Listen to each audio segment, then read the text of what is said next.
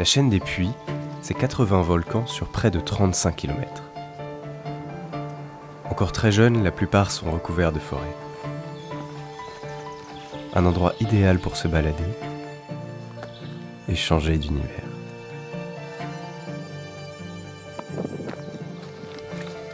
Situé à 1465 mètres d'altitude, le sommet de la chaîne a donné son nom à un département, le Puy-de-Dôme. Dans ces plaines, dédiées à l'agriculture, on trouve de nombreux pâturages.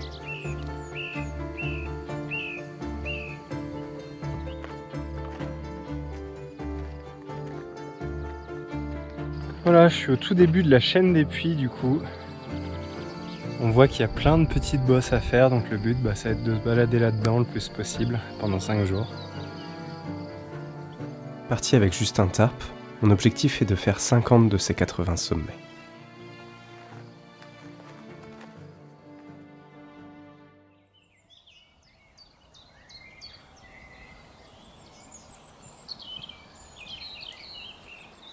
Les volcans, délaissés par le pastoralisme et l'agriculture, sont garnis de forêts.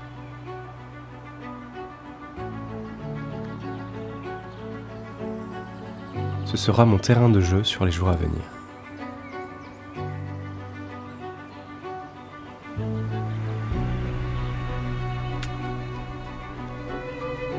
Les volcans sont jeunes, moins de 100 000 ans. Ici, la terre est fragile, sensible au passage et à l'érosion. Tandis que je remonte la crête en direction du Puy-de-Dôme, la brume s'abat sur moi.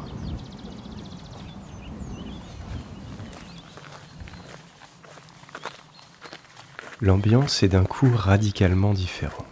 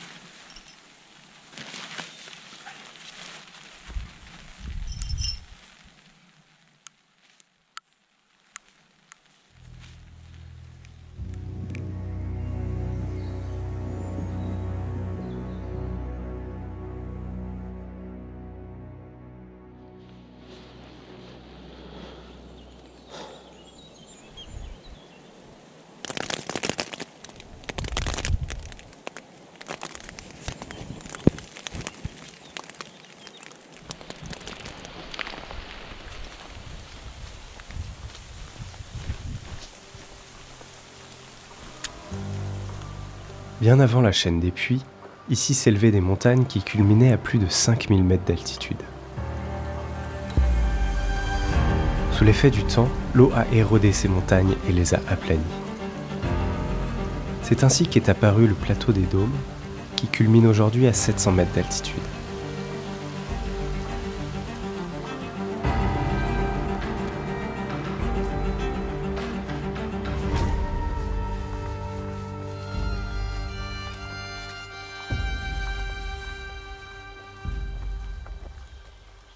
Les volcans qui s'y trouvent aujourd'hui sont recouverts d'une épaisse forêt.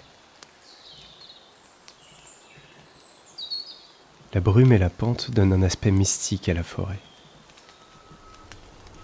Comme si l'on avait oublié quelque chose. Bon, l'ascension de ce puits-là est assez raide. Et à 40 mètres du sentier à peu près, Je suis tombé sur une épave d'avion.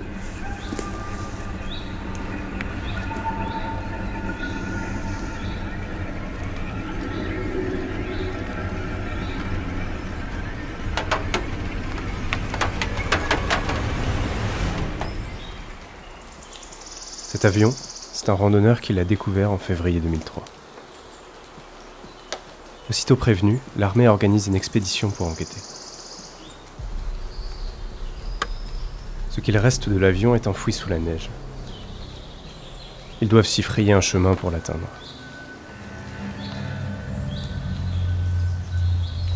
C'est un avion de tourisme, à n'en pas douter. Le moteur est absent, les ailes déchirées et le cockpit ravagé par un incendie.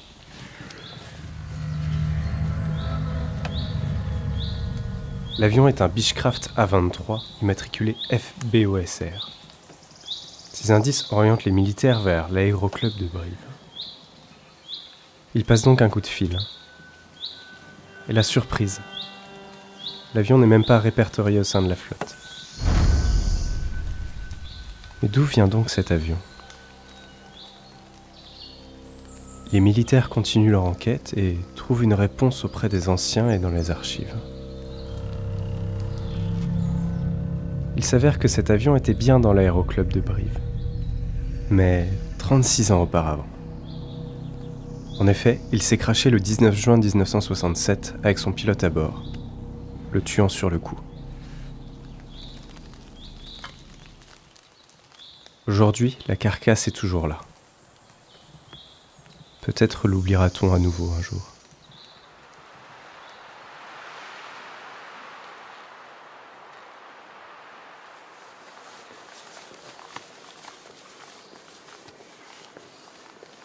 Cet avion n'est pas la seule marque laissée par l'homme dans cette forêt.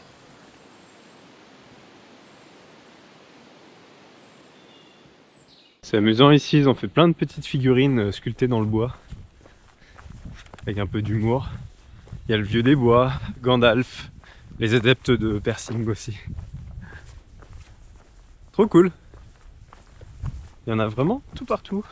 Ah bah il y a un ours, là une dame. Trop bien.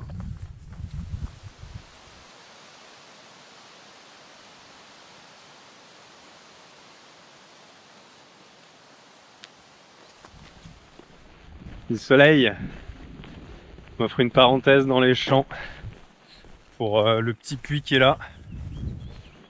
Voilà, histoire de compléter la tournée. Il y a plein de puits, je suis passé au pied parce qu'il n'y avait pas franchement d'intérêt de monter au sommet. Et puis parce que je suis limité par le temps, j'ai 5 jours. Et par la volonté d'être en itinérance. J'aime bien me balader comme ça dans la nature. Dormir là où j'ai envie. Puis profiter un peu. Voir les paysages défiler doucement. Moi ça me fait du bien.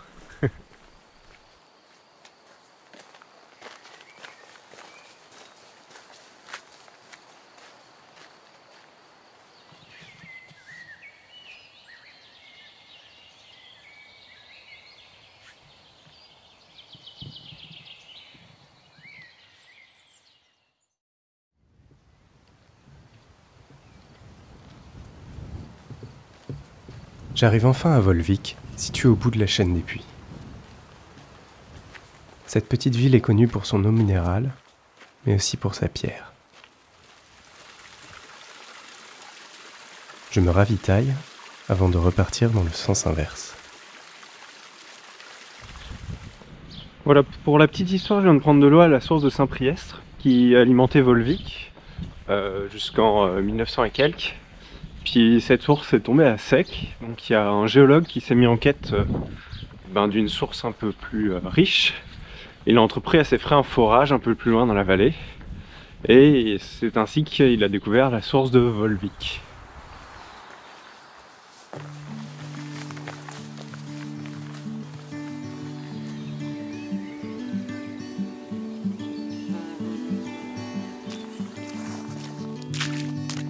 Avec la pluie, tout est vert.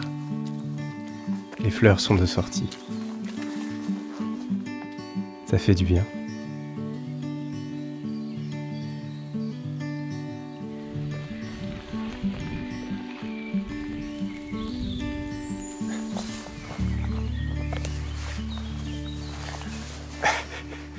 Voilà, sixième montage improvisé de ma part.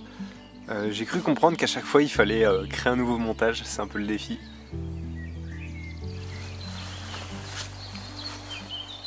Bon, bah on va vérifier si ça marche cette nuit, hein.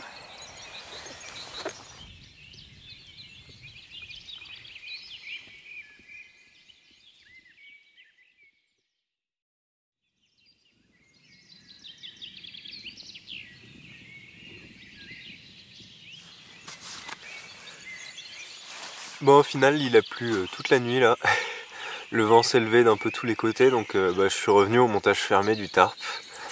Mais quand les conditions seront moins difficiles, je pense que j'essaierai plein d'autres types de montages différents. Ça a l'air bien cool. Je repasse en bas du puits de Dôme avant de croiser quelques routes.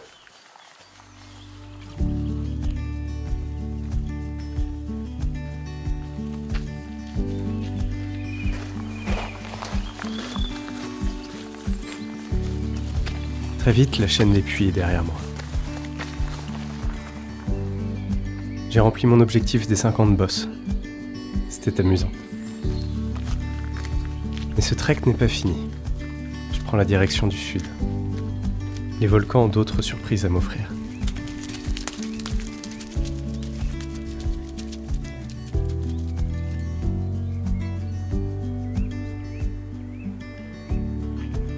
Donc voilà, là c'est le Mar de Servières, donc une poche d'eau souterraine qui a été chauffée par du magma, qui a explosé et donc qui donne un cratère avec un lac dedans. Voilà, c'est le dernier type de volcan qui me manquait à voir. Voilà, très sympa. Là ça vient tout juste de se dégager. Donc quelques kilomètres jusqu'au Mont d'Or et puis après j'enchaîne pour le tour des lacs et volcans d'Auvergne avec mon père.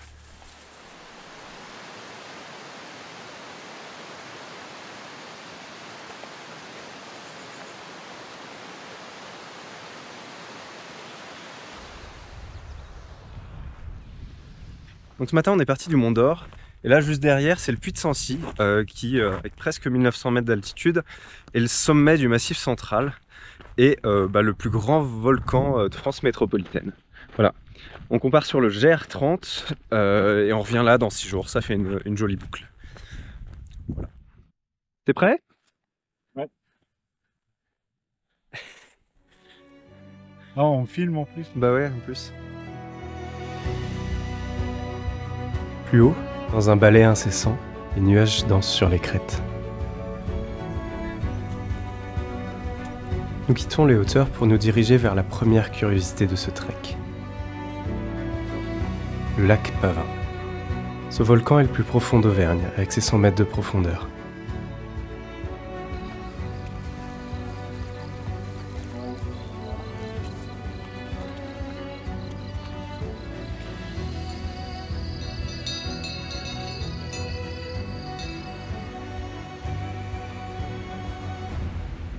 Hop, du coup on a switché nos matelas. Je vais tester son Carimat et lui le matelas gonflable. Et on verra qui marche le plus vite demain. Voilà, c'est ça. On fera le bilan demain matin, déjà de la raideur du dos. Voilà.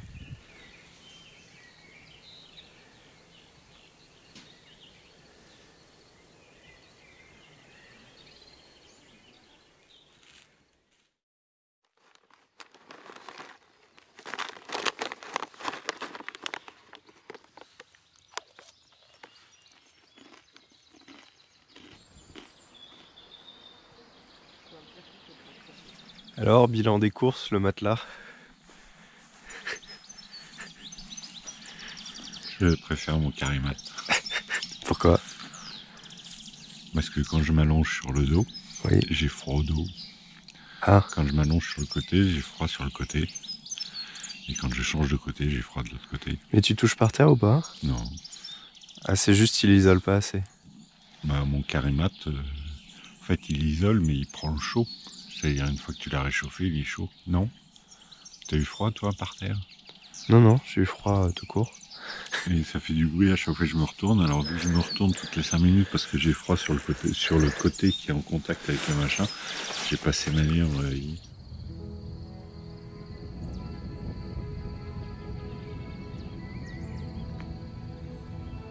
Et ben moi de mon côté, il était effectivement un peu plus chaud mais dur, donc pas possible de se mettre sur le dos. Mais sur le côté, nickel. Bon par contre il a fait 3 degrés.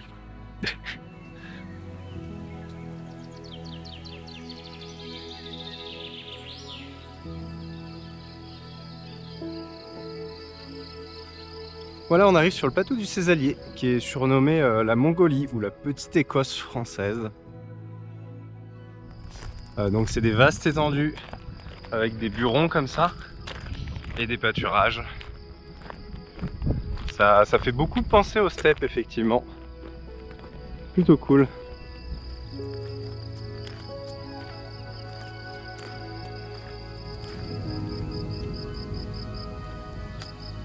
Comme les steppes, ces plateaux granitiques situés à 1000 mètres d'altitude sont dédiés à l'élevage.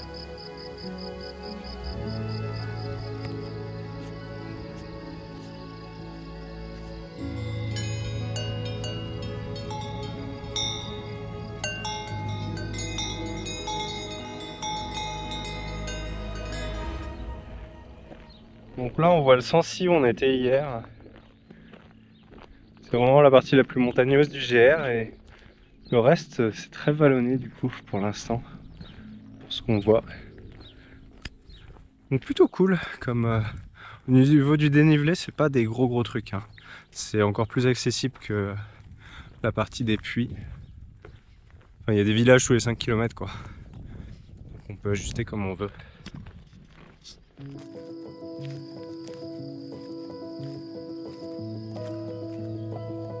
Le Cézallier, c'est un coup de cœur auquel je m'attendais pas. Ces vastes plateaux et le chemin qui y serpente sont apaisants.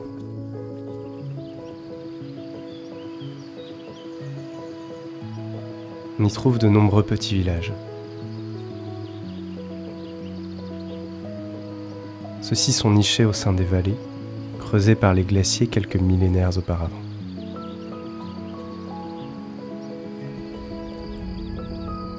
Ici, tout est tranquille. Chaque village a sa placette avec son église. On y trouve des maisons typiques, faites de pierres volcaniques et couvertes de lauze ou d'ardoise.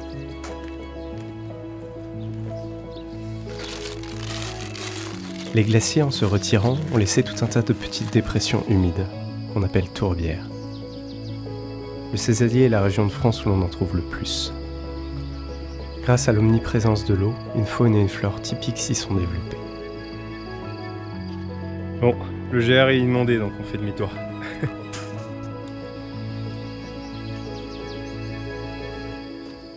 Du Cézallier, j'en garderai un souvenir apaisé.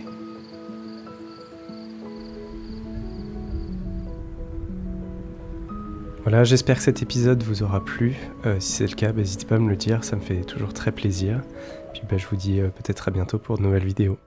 Portez-vous bien.